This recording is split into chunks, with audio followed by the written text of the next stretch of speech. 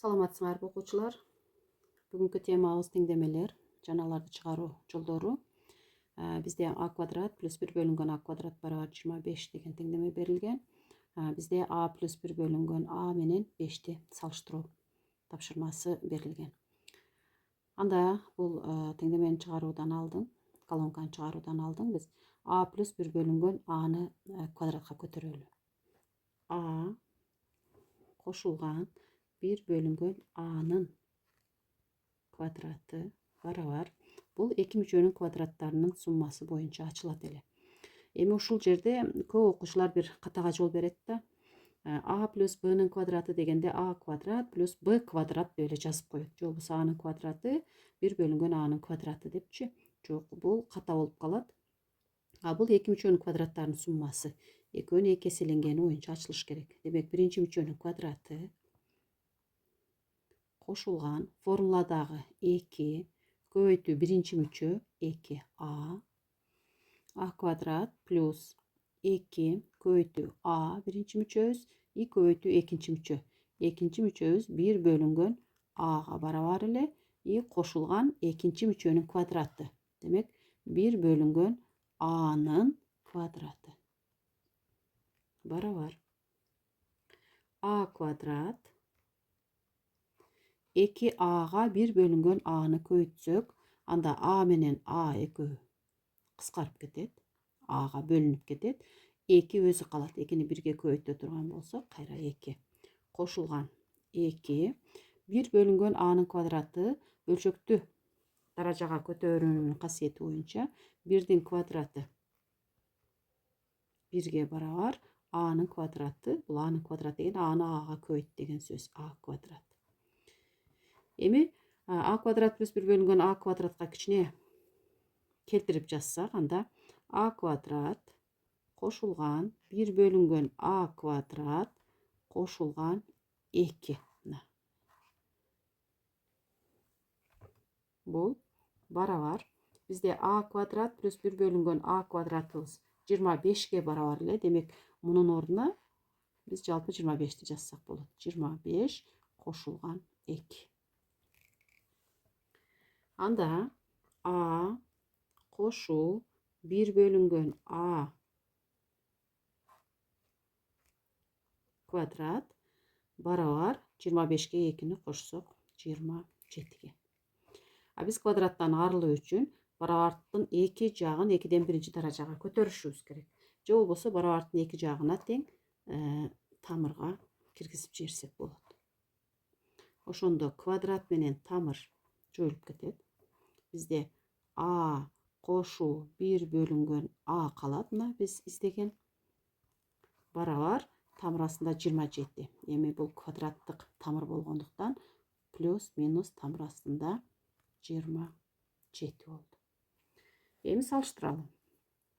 Минус 27 болсо, а плюс 1 бөлүнгөн a'быз минус 27 болсо, терс сан болот. Терс сан болгондо 5 чоң болот. Б колонка. Экинчи учурда плюс 27 тамыр астында. Тамыр астында 27-ден 5тен чоң сан чыгат. Оң сан 5ке караганда чоң болгондуктан анда а вариант. Бизде колонка бир эле учурда эки жоопту кабыл ала албайт эле.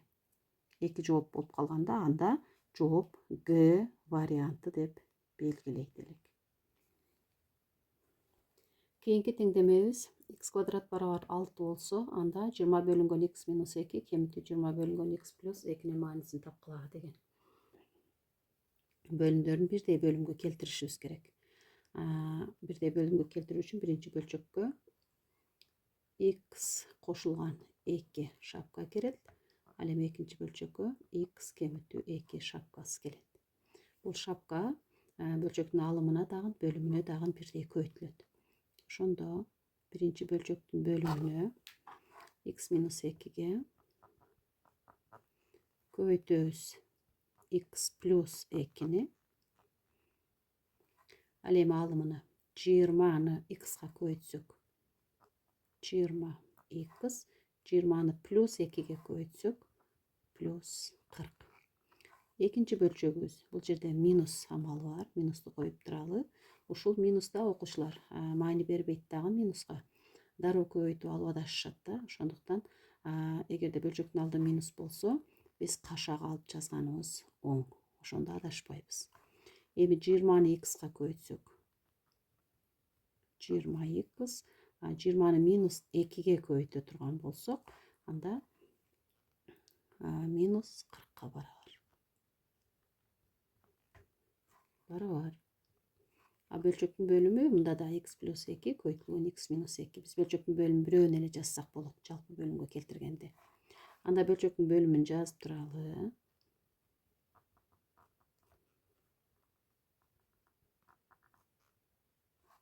Бөлчөктүн алымын 20x'тин өзүн жазып туралы. Кошулган 40. Эми мына бул кашаны ачабардан алдың, биз кашанын ачуу эрежесин эске салышыбыз керек. Эгерде кашалардын алдындагы белги минус боло турган болсо, же кеми туамалуу боло турган болсо, анда кашанын ичиндеги белгилер карма каршы белгиге өтүп кетет деген эрежебиз бар. 20x'ыбыз бизде плюс экен. Кашанын алды минус болгондуктан минус 20x болуп калат. Же болбосо минусту кашанын алдыда плюска көбөйткөнүңөрдө минус болот. Демек минус 20x. Эми минусту минуска көбөйтсөк плюс 40 барабар. Эми бул жерде карама каршы сандар бар экен. Плюс 20x минус 20x. Булар өз ара бири-бирине тескери сандар, жоюлушуп кетет да, нольго айланат. Анда 40-ка 40-ты кошсок 80. Бөлчөктүн бөлүмү бизде мындай формула бар болчу. А минус b, a плюс b'быз бирөө минус, бирөө плюс менен болгондо a квадрат минус b квадратка барабар. Демек бизде a'нын ордунда x турат, x'ти x'ка көбөйтсөк x квадрат. Ал эми минус 2-ни плюс 2-ге көбөйтө турган болсок минус 4. Бизде x квадрат барабар 6 деген мааниси берилген. Демек x квадраттын ордуна биз жалпы 6 санын жазсак болот. 6 кемитүү 4, 80 барабар. 6-дан 4-тү кемитсек 2, 80-ди 2-ге бөлсөк 40. Демек жооп 40. Биздин мисалда Г вариант.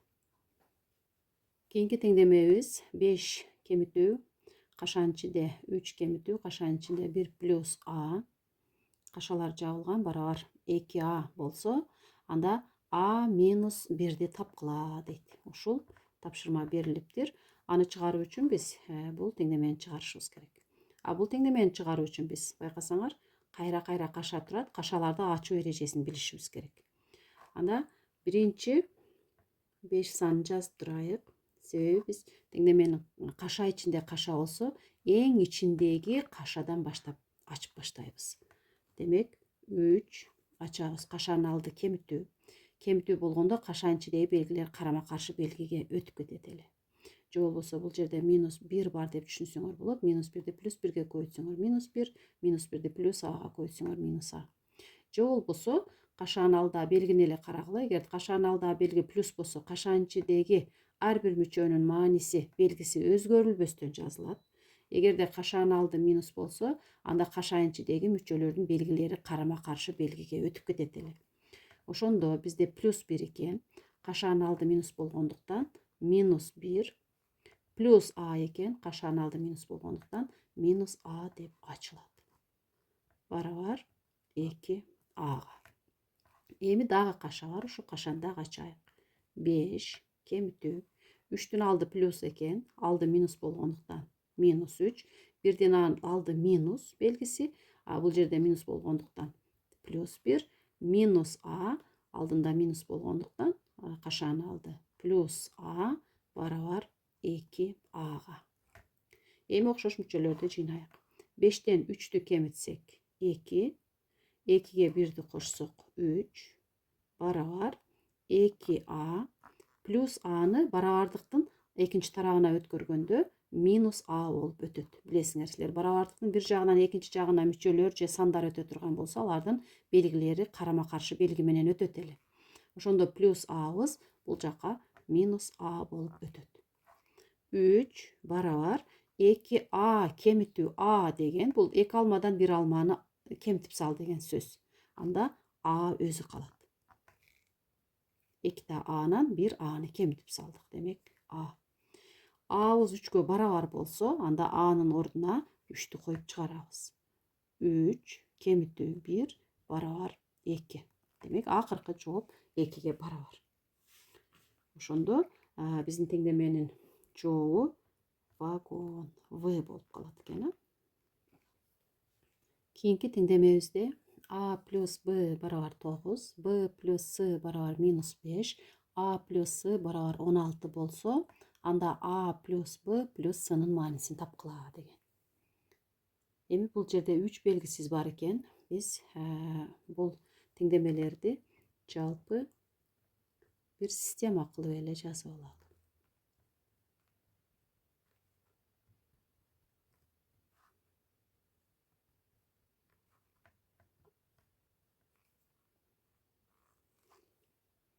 А плюс Б плюс S'нын маанисин табышыбыз керек.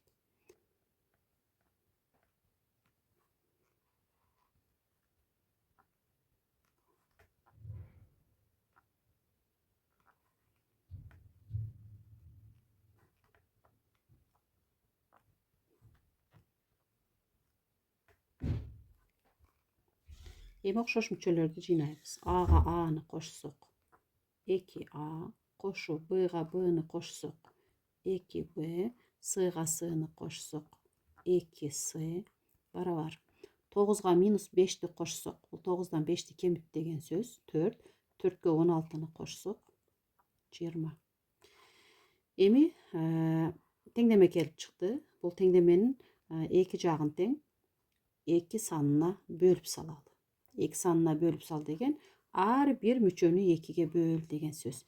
2a'ны 2-ге бөлсөк A калат, плюс 2B'ны 2-ге бөлсөк B калат, плюс 2S'ны 2-ге бөлө турган болсок S калат, 20-ны 2-ге бөлсөк 10 калат. Анда A плюс B плюс S'нын маанисин таптык. 10-го барабар экен. Жооп A варианты болот. Кийинки теңдемебиз. Эгерде 24x кемитүү 16y барабар 40 болсо, анда 9x кемитүү 6y кемитүү 5 барабар канча болот деген суроо. Бул теңдемени чыгаруу үчүн 24x кемитүү 16y барабар 40 теңдемесинин байкасаңар ар бир мүчөсү 8-ге бөлүнөт экен. Же болбосо 8-ге эселүү сан экен. Анда барабардын эки жагын толук 8-ге бөлүп салалы. 24-тү 8-ге бөлсөк 3x калат. Кемитүү 16-ны 8-ге бөлсөк 2y, 40-ты 8-ге бөлсөк 5. Бизде 9x кемитүү 6y болуш керек. Демек 9x кемитүү 6y келтирүү үчүн эми биз теңдеменин эки жагын тең 3-кө көбөйтүп салалы. 3-кө көбөйтө турган болсок, 3-тү 3-кө көбөйтсөк 9x-ка барабар, кемитүү 2-ни 3-кө көбөйтсөк 6y-ге барабар, 5-ти 3-кө көбөйтсөк 15. Анда 9x кемитүү 6y кемитүү 5 барабар 9x кемитүү 6y-ибиз өзү 15-ке барабар болду. Анда 15 кемитүү 5 барабар 10. Демек бул теңдеменин жообу Б варианты.